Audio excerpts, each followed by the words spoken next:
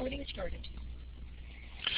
We now want to look at how to articulate or at least pursue the significance of your claim. That is, to answer the so what and who cares question when it comes to your claim. The first steps you should take in attempting to articulate your the answers to the so what and who cares question is to go back to the questions that you ask of your themes. So this is part of narrowing your topic to a theme and then to a claim as well. A well-narrowed topic is easier to justify. It's easier to answer the so what and who cares question. The answering of the so what and who cares questions also help you articulate a better a better claim. So go back to those questions that you asked of your theme. Discard those questions that are settled, that are factual, and that you can answer very quickly. Discard those that are speculative or that are dead ends, that for one reason or another you cannot answer. And it might not be that the question is unanswerable. It may be that given the amount of time that you have and the resources at your disposal, you just can't answer the question. Answer it later. Continue with this kind of historical research. Combine the remaining questions as appropriate.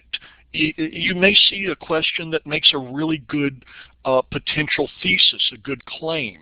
You may see that if you combined one question with another question, you could come up with a pretty good claim. But if it's appropriate and when it's appropriate, combine those questions together. Then when you come up with something that looks really workable, express that as a claim. Then what do? Well, you have to understand that you are talking to an audience. It might be that you're writing to an audience or that you're speaking to an audience. This paper may be something you'll present later. Every good historian needs to have 2 or 3 canned presentations that when they get the phone call at 11 o'clock in the morning saying, I hate to do this to you, but my speaker just canceled at my Rotary Club. Can you come by and talk about something of interest? That you can say, yeah, I can do that, because guaranteed you'll get an audience and a free meal.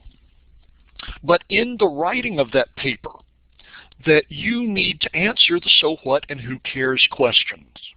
And this is a combination of what you want to say, articulating what you want to say with who should pay attention.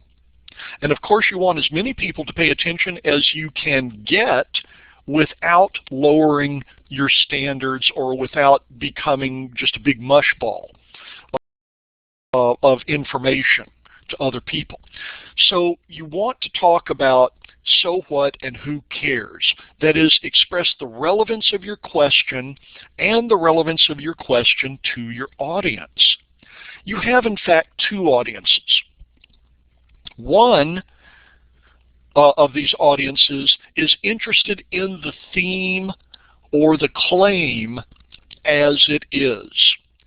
That is, you might find yourself on the program of an academic conference, and people will look at the title of your paper, or they'll look at the title of the program. A program at a conference usually has 3 papers and a moderator. They'll look at the title of the program, they'll look at the title of your paper, and they'll say, oh, that sounds fairly interesting. I think I want to go to that. Well, you have a kind of a captured audience there.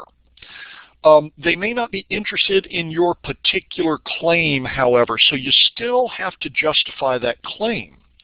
For an audience that is already interested in the theme, potentially interested in the claim, then a well-articulated, solid claim will probably inspire them to pay attention because your work adds to their knowledge. That is, they like the claim, or at least the theme, as it is. They're willing to suspend criticism, suspend disbelief for the 20 minutes that you're going to talk to them.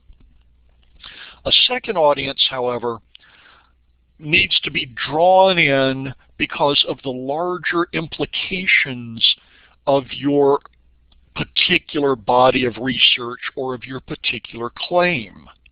They may not be that interested in your narrow research, but you can articulate to them why your research has broader implications or broader applications than the narrow claim itself. You might be talking about something that is an example of a larger phenomenon that they might be interested in. You have to convince your audience that paying attention to you is worth their time. And it's always a good idea for yourself and for your audience for you to tie your work into a larger area of concern that will keep their attention, and it will keep your attention as you're putting together your project.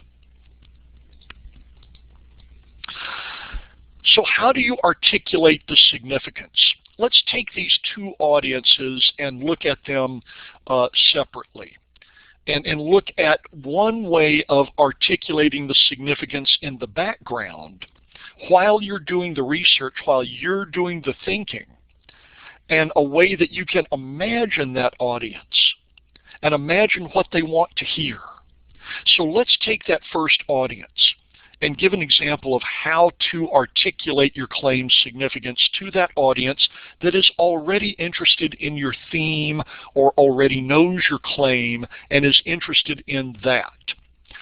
You can, and this is part of an exercise that you'll be doing for homework, basically. You can use the phrase, "I am trying to learn about," because I want to find out to help my readers understand. Now, of course, you have to fill in after those ellipses. So looking at the theme and claim that I was working on in my last lecture, let me give you an example. I am trying to learn about the Birmingham Age-Herald newspaper's construction of a middle-class public interest, and you see that's kind of theme level, because I want to find out what characteristics the editors claimed for a public that they did not want to identify as workers or as owners. In order to help my readers understand how a newspaper in the South's only large industrial city convinced its readers to abandon the labor struggles of the late 19th and early 20th centuries. I'm trying to learn about how the Birmingham Age-Herald constructed a public interest because I want to find out what characteristics those editors said this public had, in order to help my readers understand how the newspaper convinced its readers to become middle class and to abandon either the labor side or the management side in the labor struggles of the early 20th century. That's the way I justify my claim to myself. It helps me manipulate my claim a little bit. It helps me rethink my claim. It helps me articulate an even narrower claim because I'm imagining an audience that already is interested in my theme and potentially in my claim itself. Now, what happens if there's an audience that is a little bit larger and that I need to speak to as well? If that's an imaginary audience, maybe I need to talk to both of these audiences, but you know what? Both of these mechanisms of articulation that I'm showing you right now can be used for any kind of audience. It's just a way of articulating, and you can use the language as you see fit.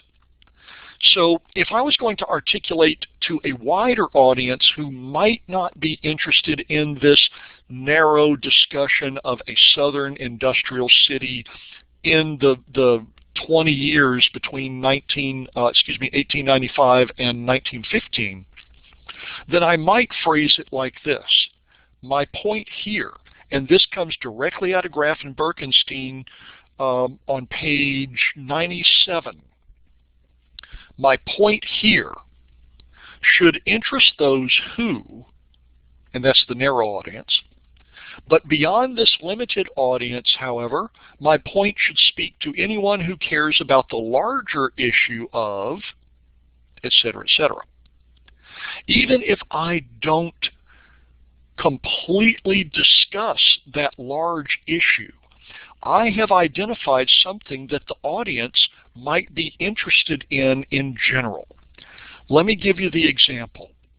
My point here, that the Birmingham Age Herald constructed an identity for a public beyond the side of laborers or owners in labor struggles in the early 20th century, should interest those who are concerned with how a numerically small and economically powerless nascent middle class grew to include industrial workers. But beyond this limited audience, my point should speak to anyone who cares about the larger issue of the rise and demise of the labor movement in the 20th century U.S. So even if someone is interested in the CIO, or if someone is interested in the mid-20th century, they might be interested in Taft-Hartley. They might be interested in right-to-work laws. They might be interested in current labor issues and the rise and demise of unions. They might say, aha, I have never really gone back that far. And maybe this guy is going to tell me something that I can incorporate into my own thinking about the late 20th century and the early 21st century. Okay, so let me sum up. To pursue the significance of a claim, you're trying to answer the so what and who cares question. Go back to the questions that you've asked of your themes in order to, and try to answer the so what and who cares question at that point. The so what and who cares question is really about your connection to the audience. And you might think about the audience as being two different types of audiences. One is already interested in your theme or your thesis. The other may have their own broader concerns. You might need to address both of those audiences, or you should imagine one or the other of those audiences. You have two ways of doing this, two templates of language that will help you do this, even if you don't work that into your paper. One is the template that says, I'm trying to learn about because I want to find out in order to help my reader understand. The other is for a wider audience. My point here, I'm trying to find out, should interest those who, but beyond this limited audience, my work speaks to a broader issue.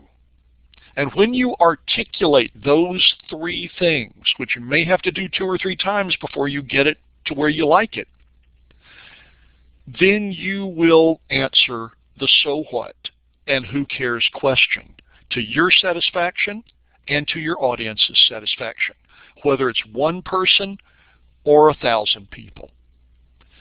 And as always, thanks for your attention.